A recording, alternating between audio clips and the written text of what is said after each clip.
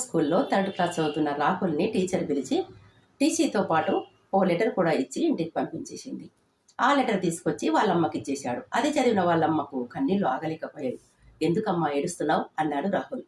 ఏం లేదు నాన్న, నువ్వు చాలా తెలివైన వాడివట, నీ మెదడు చాలా చురుకైందట, అందుకే అక్కడ టీచర్లకి నీకు పాఠాలు చెప్పడానికి సాధ్యం కావడం లేదట, అందుకే ఇంట్లోనే చదివించండి అని రాశారు అంది నవ్వుతూ. అంటే నేను చాలా తెలివైన వాడిని అన్నమాట అంటూ ఎంతో సంతోషంతో ఇంకా కష్టపడి చదువుకోసాగాడు రాహుల్. అలా వాళ్ళమ్మగారు ఓ టీచర్ని ఇంట్లోనే ఏర్పాటు చేసింది.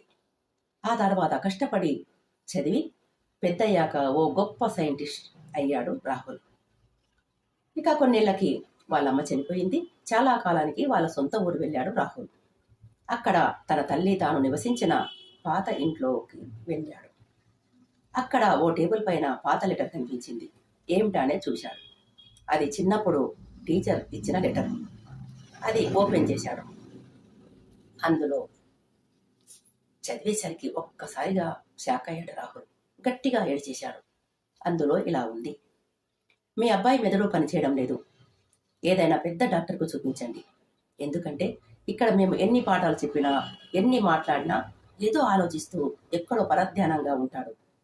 అందుకే అతడికి ఆ బాబుకి చదువు అవ్వడం లేదు, ఇంట్లోనే పెట్టుకోండి అని రాశా. అంటే ఆ నిజం అప్పుడే అమ్మ చెప్పి ఉంటే నేను అలాగే చదువుకోకుండా ఓ మూలన ఉండేవాడిని అన్నమాట. కానీ మా అమ్మ నన్ను ప్రోత్సహించింది, తెలివైన వాడివని. అందుకే ఈరోజు ప్రపంచానికి తెలిసే విధంగా పెద్ద సైంటిస్ట్ అయ్యాను అనుకుని ఓ నిట్టూర్పు విడిచి అక్కడి నుండి వెళ్ళిపోయాడు. చూడండి, ఏ తల్లి అయినా సరే తమ బిడ్డల్లో ఏ లోపమున్నా సరే, ఇతరులు ఎన్ని విధాలుగా మాట్లాడుకున్నా సరే, తాను మాత్రం తన కొడుకుని నమ్మకంతో ప్రోత్సహించి ముందుకు నడిపిస్తుంది. అదే అమ్మ అంటే.